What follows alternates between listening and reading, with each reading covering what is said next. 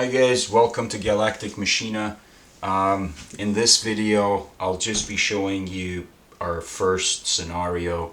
It's pretty basic, and be going over some of the game mechanics and doing so, and also discussing the basic features of ship design, which are the important aspects of this game. Once you've downloaded it, of course, on the instruction page, it covered how you need Java 8 first. If you don't have it, once you're running the game, you should be looking at this screen. So here, just go ahead and new game gets you into that, currently just into that scenario. And eventually we'll have the full campaign there. So go one. Just need to give it a name, basically, a unique name. Alright, so here we go. So I've paused the game, so we can kind of talk about things a little bit here first before we get going. So these are the ships that, the sort of stuff you will get to design. These are very basic designs that the scenario starts with. Just a little bit on this scenario, although it's unrelated to the grander scheme of the game. So basically what's happening in this scenario is, there's a asteroid field, some gold asteroid rings. If we select them here, it'll say spatial analysis reveals source elements gold and how much of it. So these gatherers, somehow our engineers have managed to open a spawn rift here, and the gatherers have come to grab the gold. And so they're going to go out there, they're going to find a gold asteroid, they're going to put on their tractor beam and drag it into the spawn rift. And your mission, this being you, is to keep them alive until they get in with asteroid in tow. You also got to stay alive yourself. There are enemy patrols that are in the area, and as we make here's an opportunity to get into the game dynamics a little bit. You see this emit here. This is like what sort of a signature I'm emitting right now, but also my ships have some sort of a signature they're emitting. And whether those enemy patrols are going to see me or not depends on, not just how strong their sensors are and how far away they are, but it also depends on how much energy, like how big the signature is. So if I was firing all my engines and guns, creating a lot of heat, this signature would go up drastically and I would be seen from way further away, even with the same, all else being equal. So same sensor strength and same distance. All right, so they're going to be looking for us, and once they find us, they're going to be attacking. And we've got to basically make this position defensible.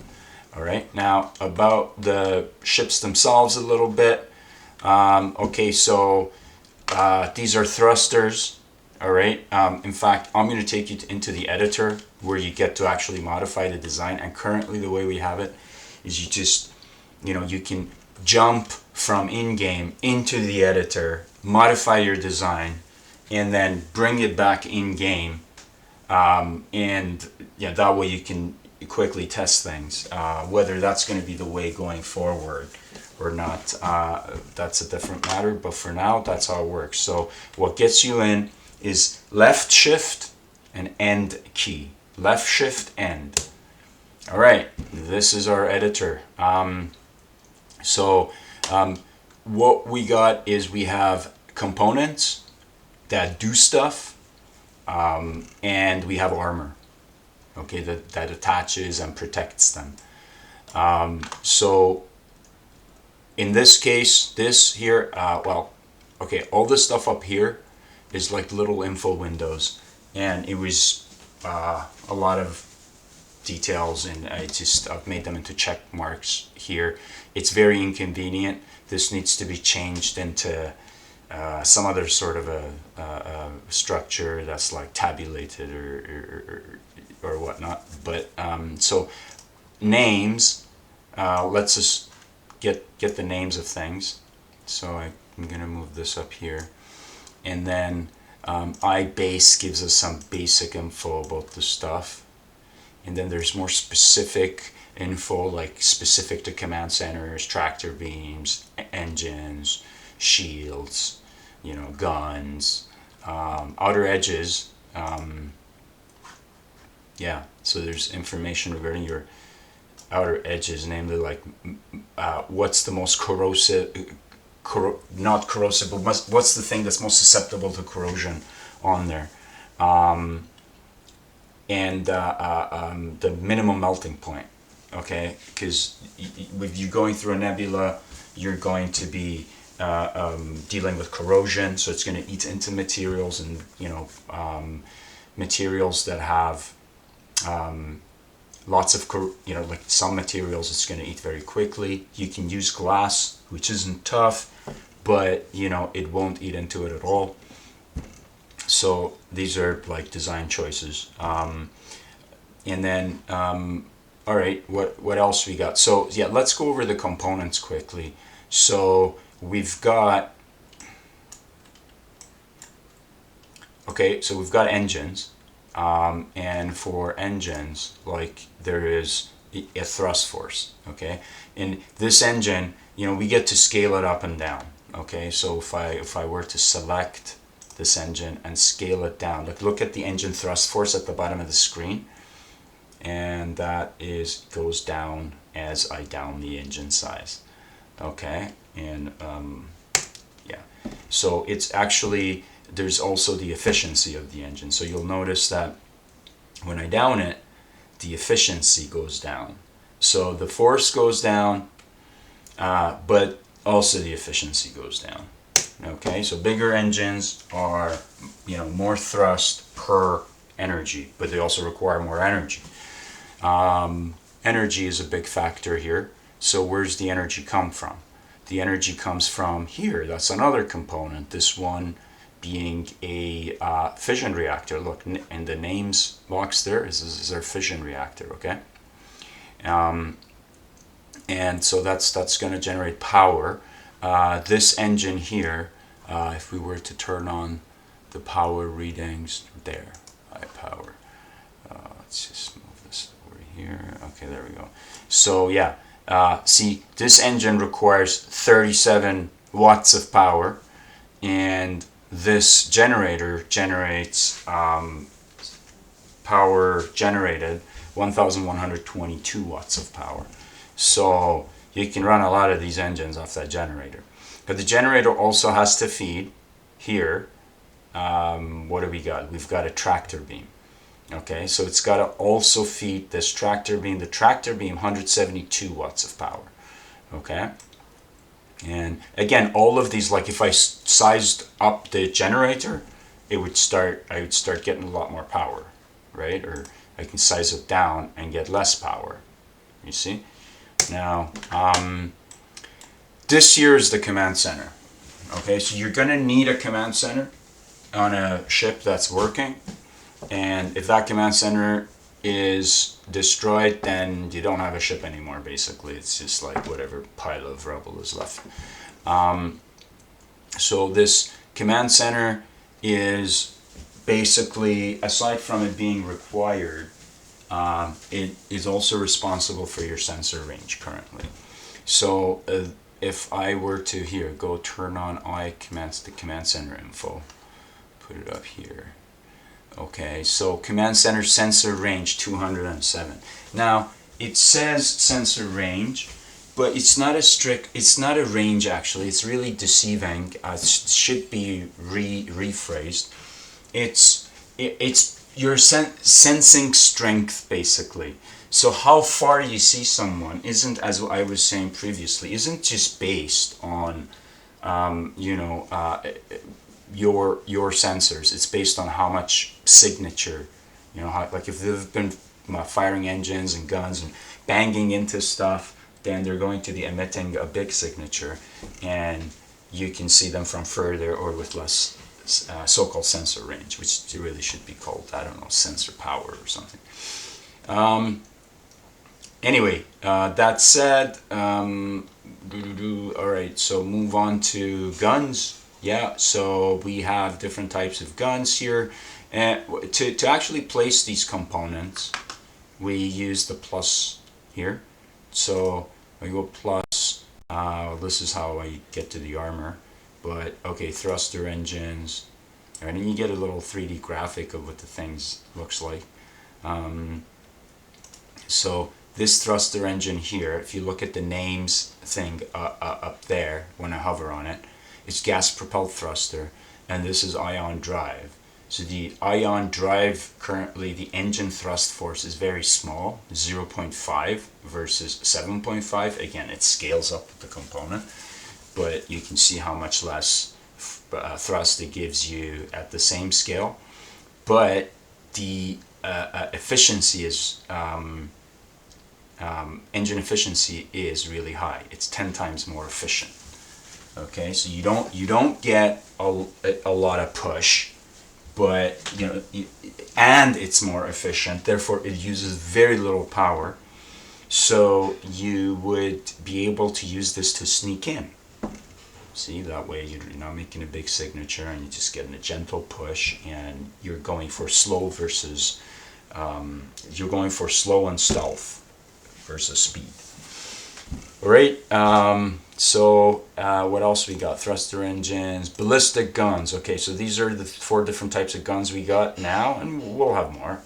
But for now, okay, we got this guy, which is like a I don't know, we call it scattergun long, but really it's like space artillery. Okay, so it's gonna fire a round. The round is gonna go out there, and then it's gonna if it senses enemy as it's flying, like in front of it, it will split, like the and fragment, and the fragmentation, the split actually is like an explosive kind of energy that will thrust fragments, so that adds on top of the velocity of the round.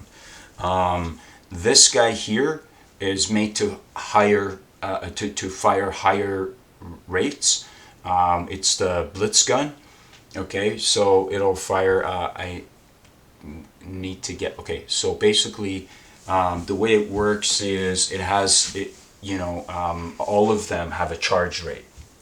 They'll charge up at that rate until they get how much energy they need to fire. And if power is available, then they'll charge at that rate. But if power is being contended, other things are taking power, like engines take priority over guns, then it would take longer for them to charge up, or they might not charge up at all if they get no power. So the rate of fire kind of depends on if you can feed it power fast enough. Now, if we go into where's the power tab for this? Power required 20. Okay, but it should be I guns here. There we go, I guns. Okay, that guy will help us understand this. Okay, max recharge period is 1 second. So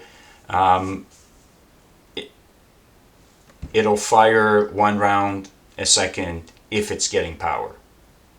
Okay, believe that's what it's going to work out to. All right, and then there's like all the other stuff about like the damping and density of the round, and the lifetime, which is like it goes until it slows down to a certain point, a fraction of its initial velocity, and then fades away. So the lifetime is basically set to 1,000 so that it wouldn't kick in before that. But the lifetime is what's used on the artillery one here. Let's go over to artillery there. The lifetime there is 2. So it'll fly for 2 seconds, and then that's when it blows them fragments into, anyway, we can get into these more later, But here, so this one is basically your Gatling gun, okay? And then this one is basically your cannon, right? This is going to fire a more accurate round, a bigger round, but it's going to take longer to charge this gun, typically. And then this guy here, this is our neutral rail gun. Okay, I haven't even been using it, and I'm not sure it's balanced, but you're more than welcome to play around with it. And then we've got the swivel guns. Honestly, I don't even know if they work at this point or not. I haven't touched them in, many months at this point. But, they're basically like they can swivel, while the ship is traveling in whatever direction. They can swivel around to point at whatever the mouse is pointing at, which is, I guess, part of the reason that I'm not using it to, part of the reason that I'm not, haven't been playing with it is that the mouse is also used for player assist, to fire the engines, which we will get to.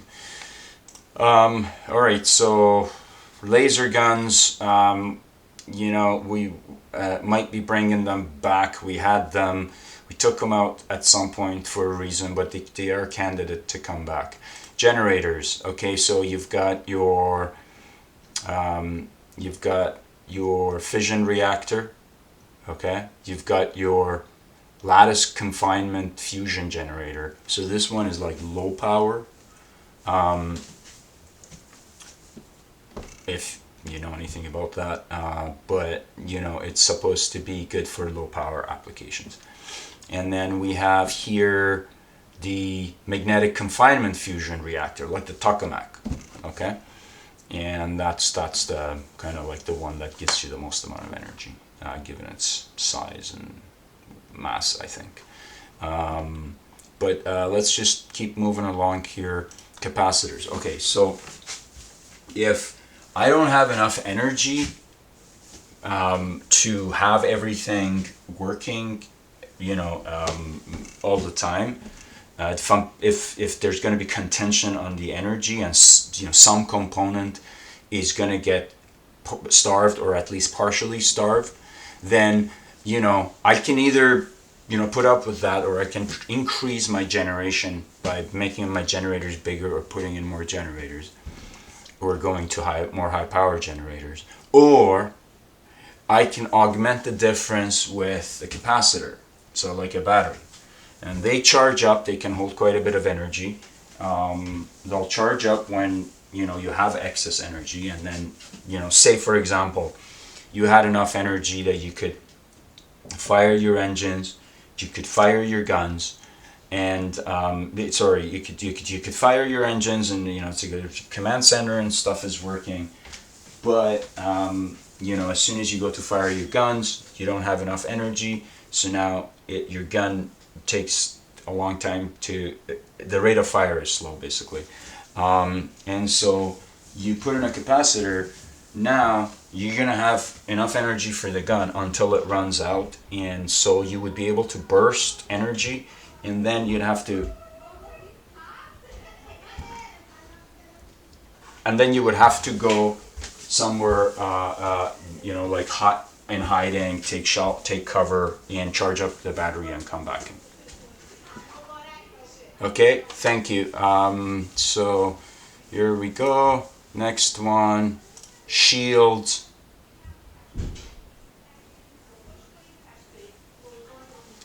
Okay, so shields, basically, take energy, they build up this bubble, and then they can take punishment. The idea is that, guns are basically more efficient with energy than shields. That is to say that you shouldn't be able to just hide behind your shields,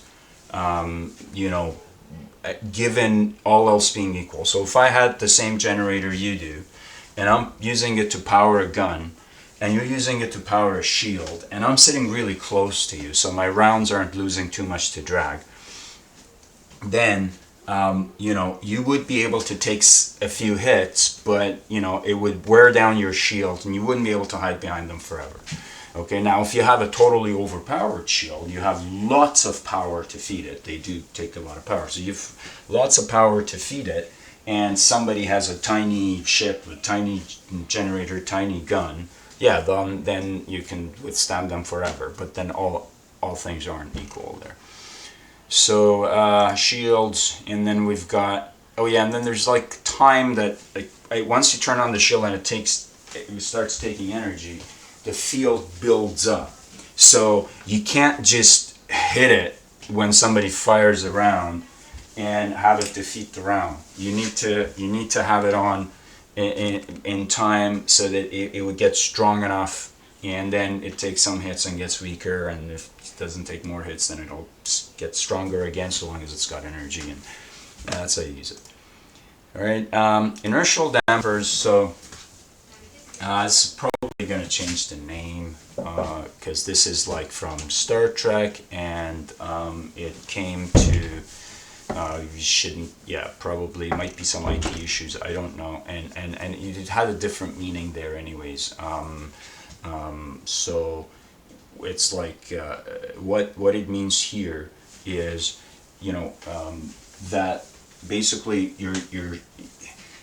it helps you, it makes the ship easier to fly, especially for a large ship.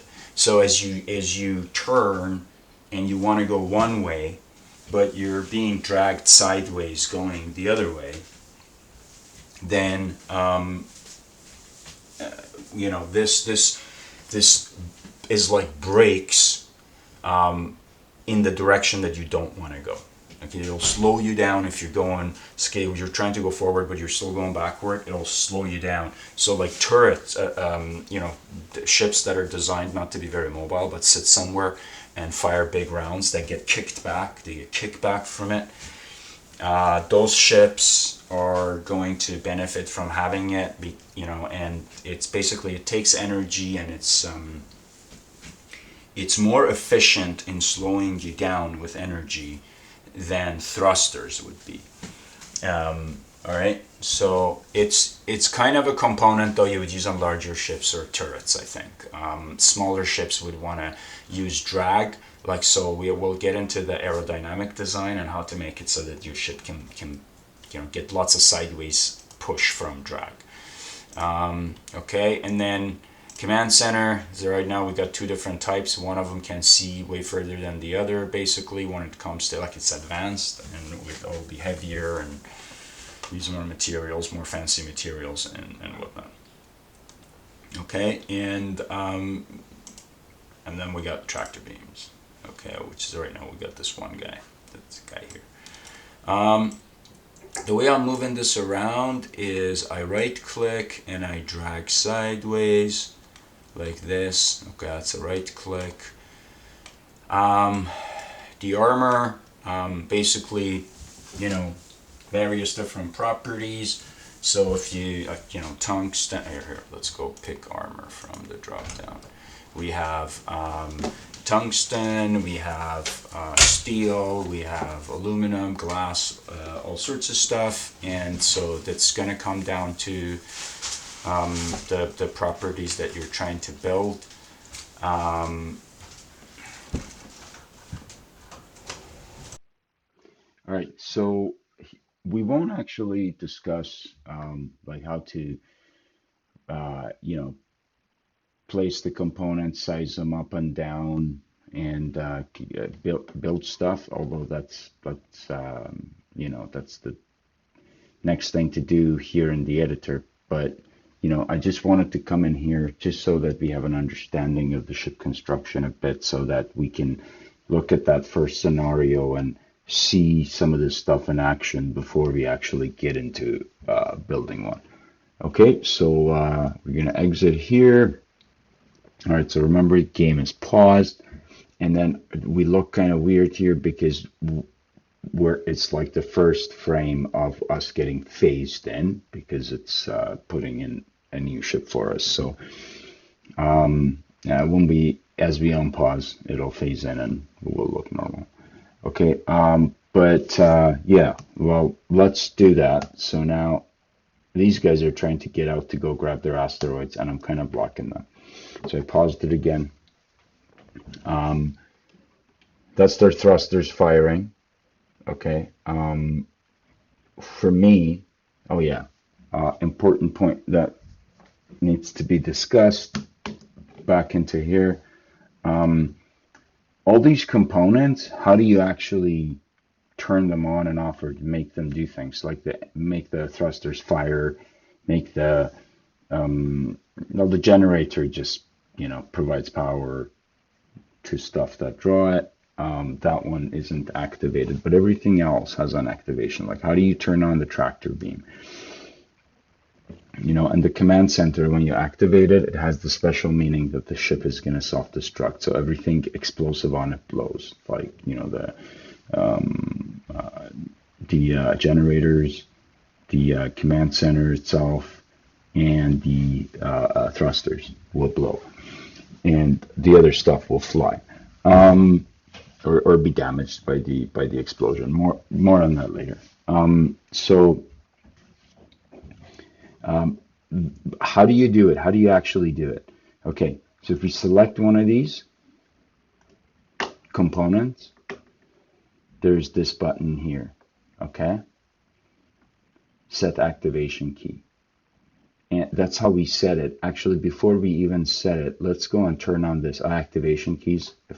And this tells us the info. Okay, so right now it's saying that the one that's selected, gas propelled thruster, it has key D. Okay, so if you hit D, that thruster is going to fire. All right, here if we unselect this one, that goes away. Here, select this one. Oh, this one is A. So you can see this is your WASD. When you hit the A key to go right, to go left, this thruster here fires. This thruster here fires out of here. Okay, and that one would fire out of here. So, and then if nothing is selected, it tells you all of them, which is the PPP cannon. So like the guy up top, spacebar, right? The grave key for self-destruct. Okay, that's just what I said. That's my kind of personal convention. There's two blitz guns on the sides, this guy and this guy, and they fire with the E and Q key. The tractor beam is turned on by a G, and then the thrusters are like the WASD, except that there's no S, because there's no thruster put up front to push us backwards. Kind of design compromises.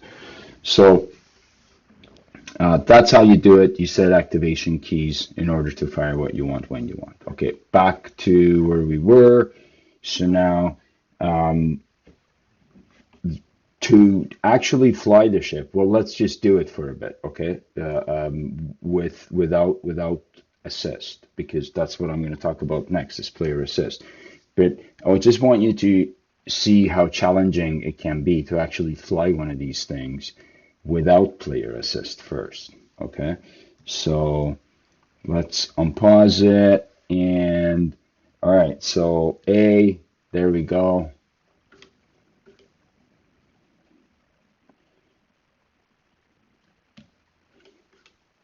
Okay, and now it keeps turning. Whoop, wrong key. All right. Whoop.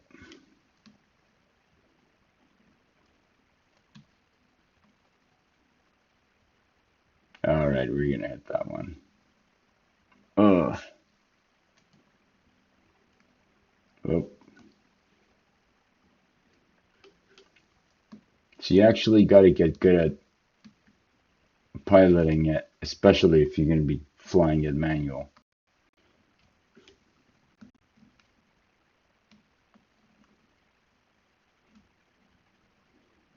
And kind of learn to hit the right keys. There I was touch and go. Well, okay, well, we're getting into other stuff that I was going to defer to later. So anyway, you get an idea about that. Um, I paused it right now. Look at what's going on here. You can see this kind of like lines of drag, if you will. All right, like things going kind of atmospheric on this edge or on these edges on this side. This is what's showing you what's going on with the drag, where it's being applied, how much. Okay, and that has to do with how we're flying, as well as the drag coefficient of the materials we've used, the armor on the outside, and the exposed components like the front of the guns, the back of the thrusters, that type of deal. And in fact, the side of the thrusters or whatnot, if we were going to leave them exposed as opposed to cover them with armor. Okay, so this is so you understand why you're flying the way you do. If you zoom in, we're probably going to get killed here very quickly, and then we're just going to respawn and go from there. Okay, see, there you go, there you go. Oh, all right, boom, boom. Okay, all right. Yeah, we're done there.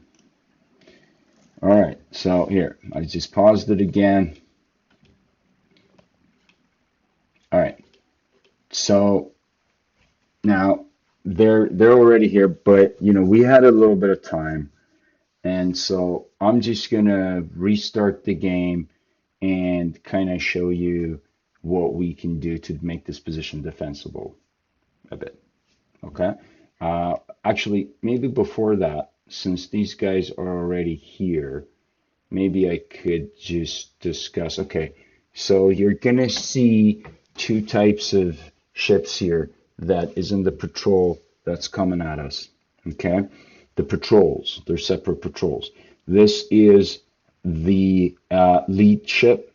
Okay, this type of ship, and these little guys, they're designed like missiles to be, pretty low weight and agile, but pack a punch. So they're made of explosive material with tungsten bits, and they're designed so that when they impact, here, let's just go look at their designs, okay?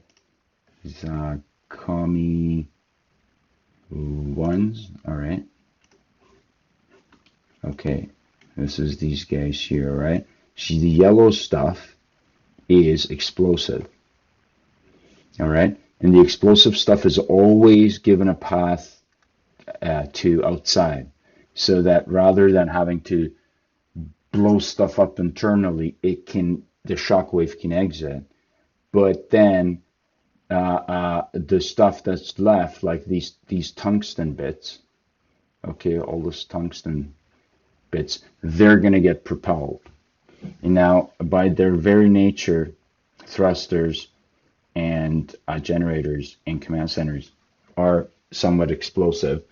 They're not quite as explosive as the explosive so-called the explosive material that we're using that you get under the armor tab. But anyway, they are so that so the explosion can run from here when it hits, like this. This can act like a fuse, and so can these, and so can these. The explosion can run from there. It will run from there, and this will explode, and it will blow out this way and keep going, keep going. So the entire thing will blow as one, is the way it's designed, and the tungsten will get propelled. Okay, so that's what those little guys are. Here, oh, it turned us into one of them. That's not what we wanted. So let's go load the default vessel again. Okay, good stuff.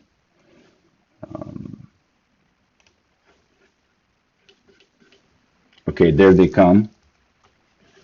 Okay, so they're attacking. All right, they come. They're in the patrol. They're behind the lead ships. Okay, these guys, but they don't have much visibility. Their command center is really minimized. So, like I was saying, they're just like explosive and tungsten bits, and really stripped down and engine and really stripped down design, basically, right? It's just enough power for those. So, you know, they can't see very far, but because of these ships, whenever they can see, all their ships on the faction can see, so that that information is communicated. So they, because of them, they can see, and they'll come behind, and then once they get closer, they just go straight at you. So, and then these guys will just kind of try to hit you with their guns and, keep their distance. So it's like a two-pronged attack. They become a fire base, and the missiles come like sidewind into you. All right. So that said, let's restart the game and actually try to make the position defensible before they get here.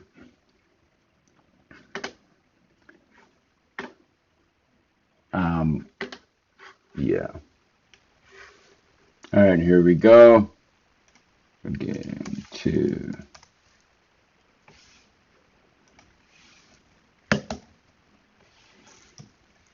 Okay. By the way, I'm pausing it by pressing the right control key and P, like Papa. And to get into the editor, by the way, when I said Shift End, just in case that's not clear, that's End as opposed to Home. Okay, so you need the End key to get in that way. And if you don't have End keys, I think there's another shortcut, but yeah, we can discuss that later. Just put something in the comments. Right.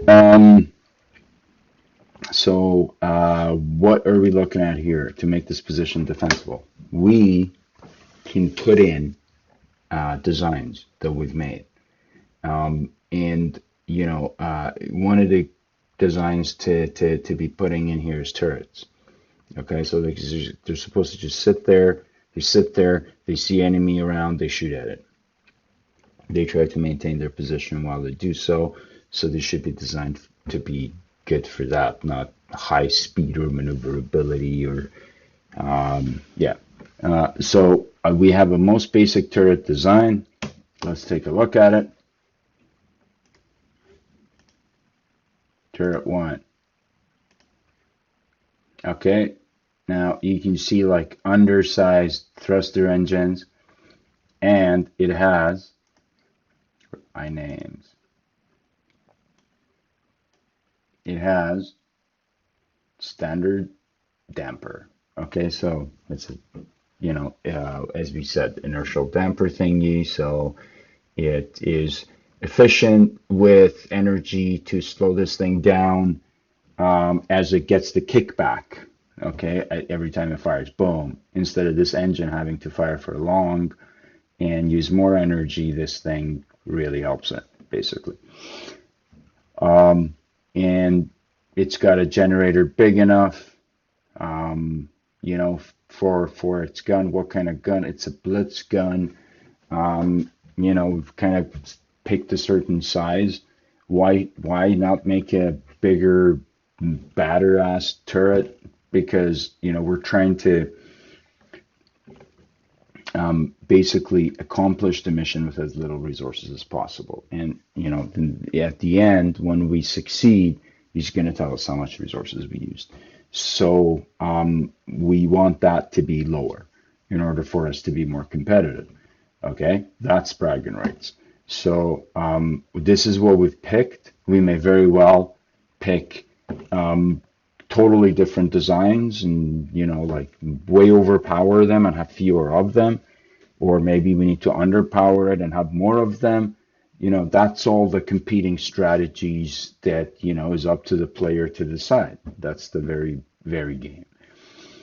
All right, so back in, I turned this into that thing. So here, let's go load default vessel again. Okay, exit.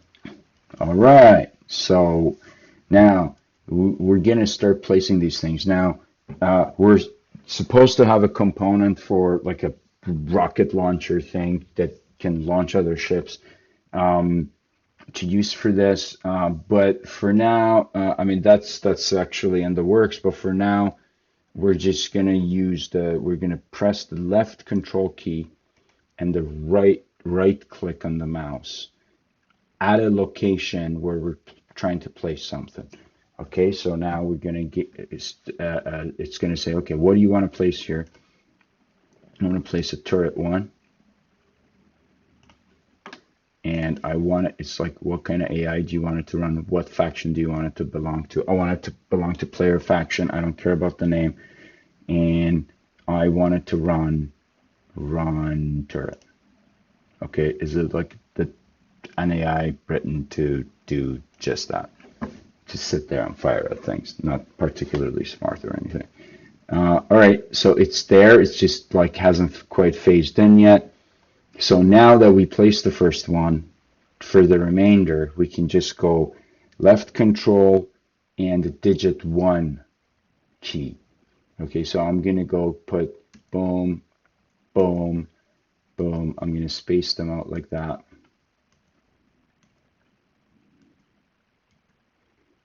To make the position defensible.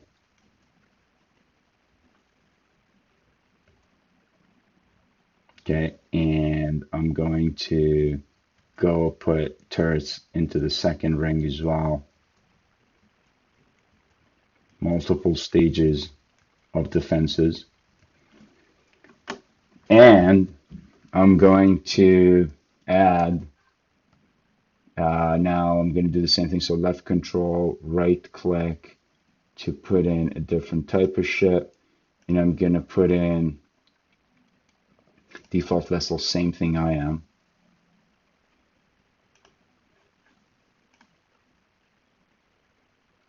And I'm going to say run default wolf. Player faction. Okay. And I'm going to put another one of those here. And I'm going to, okay, so again, left control, digit 1 key, and put another one here. And another one, say, here. And we're going to play this game now. Okay, well, now we talked about the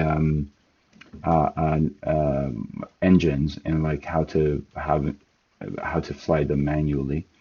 But now we need to talk about the player assist, because that's going to take a lot of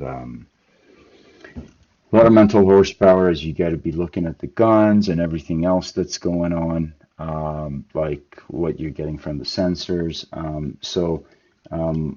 Basically, there's a little algorithm in order to fire the engines for you, and it's not perfect, but it does, a reasonable job, especially if you have engines that can rotate you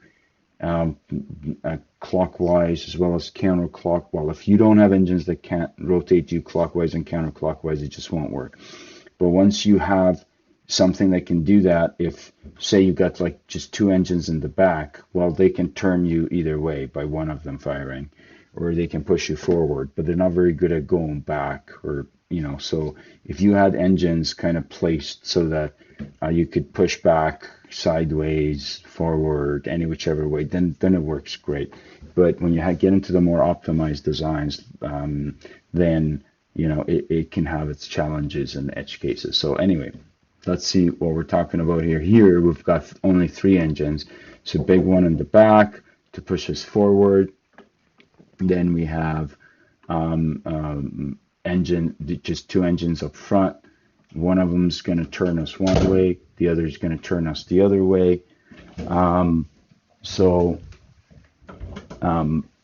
then what we need to do is turn it on by pressing the left shift and R key. Okay, that guy's gonna bump into me. You can see how it said it turned on, all right? And now it's trying to follow the mouse. Okay, now I'm gonna pause the game. So now if I were to press the like the W key, which fires the back engine, then I would be basically telling this assist system that, hey, since that's the engine I'm trying to fire, I'm trying to go forward. And then it would try to turn towards the mouse while going forward. Okay, now before we unpause it, I want to quickly talk about the minimap. Okay, so the minimap is going to show what your sensors can see. We're going to hover on the minimap, and we're going to use our scroll wheel on the mouse, and we can make it as big as we want. Okay, we probably don't want to make it that big, but you know, pick whatever works for you. Now, if you hold down the left shift key and use the scroll wheel while on the minimap, it zooms kind of like the data that it's displaying. Okay, it's not going to allow you to see different info. It's just like how it's displayed. Okay, and then when you start actually moving, when your ship moves, it kind of auto zooms out a bit, and stuff in the minimap will zoom with it. So the green stuff is all our ships. Okay, we placed all the little guys and those big, I guess, that they're how big they look. It's their signature. Okay, the color is that they're green, they're friendly, but how big they look is their signature. So if somebody's been firing more engines, they got a bigger signature. If someone's been banging into stuff, they got like more signature. So they'll look bigger. But yeah, so when enemies show up, they're going to be red. Okay, and we see them if their signature is significant enough given our sensor ability as well as the distance. Now, when we see the enemies, you're going to see a red, and there's going to be a red ring around it. And that's how far their sensors, like it shows if we were within what circle of them would they see us. So if we see that there's the circle goes, we're already inside the circle, it's like, oh, they've already been seeing us, we just saw them. But if we see them and the circle around them, we're not in it, then that means, hey, we can see them and they haven't seen us yet. Okay, so more on that when we get there. So let's go. Unpause this. So one more thing. Left shift T target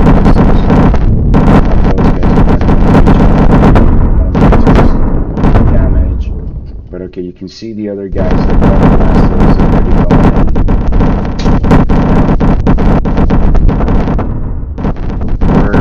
We're sitting here. Whoa. Okay, I can see enemy coming there, even though the sensors haven't seen them yet.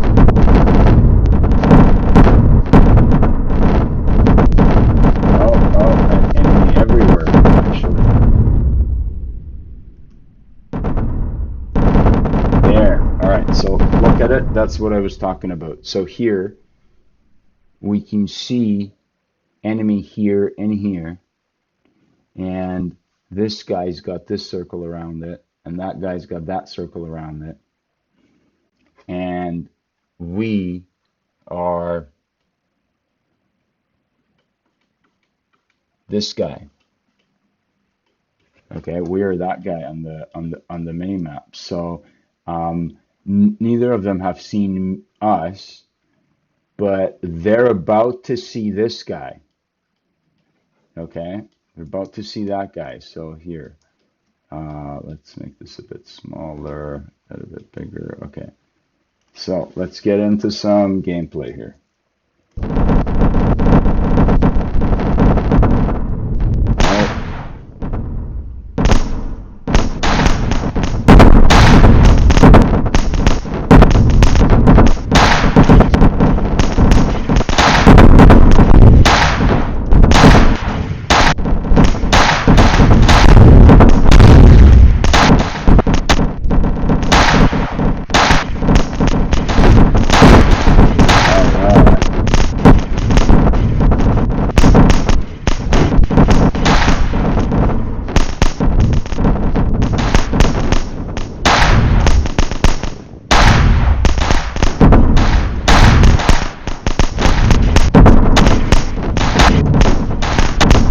Okay, we start his gun. Boom. There we go. Alright, don't shoot me, guys. Until we're dead. Alright, we got enemy on the northeast. Let's go. Let's go help those boys.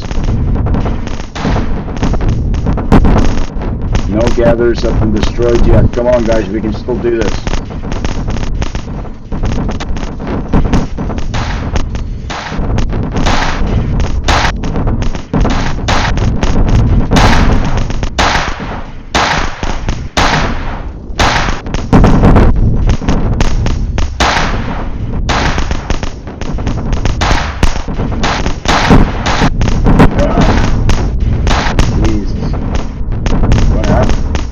Did I fall into the rift? Yes. I wasn't paying attention and I fell into the rift.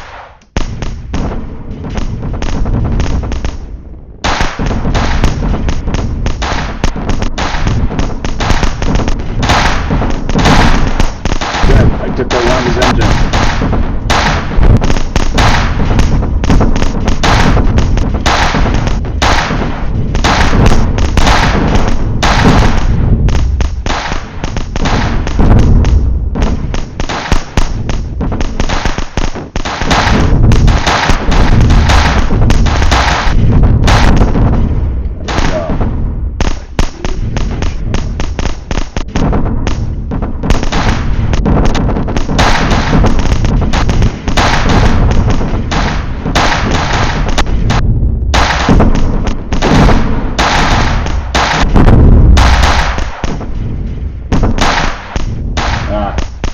One of our gatherers has been destroyed. We already lost the game.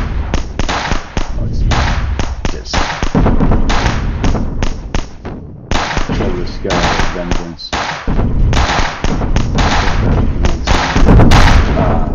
He was mine, damn it.